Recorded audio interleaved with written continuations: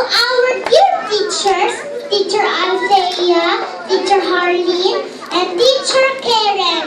Thank you for the great work you do and the huge impact you make in our lives. We may not say it always, but we mean it whenever we say it. Thank you for all the things you have done for us. Thank you for creating an environment of enthusiasm for learning, appreciation for growing, Excuse me, and room for correcting mistakes along the way. We are very grateful to have you as our teachers. We love you, Ay, teachers. na, kay maliho.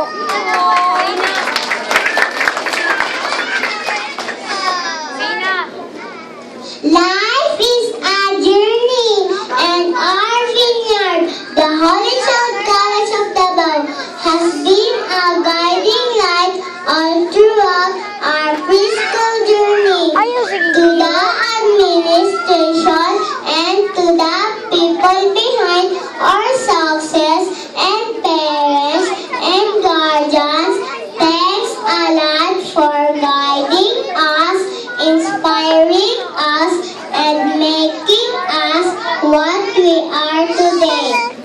Thank you for your constant encouragement and support. You surely deserve a big thanks for the whole team. No amount of thanks will be enough for all that you have done for us. Thank you for everything. You are truly a blessing. In behalf of the kindergarten Sige, kids, lihok we ba? thank you for enduring patience and efforts to mold us into a better child of God. We love you and we will never forget you.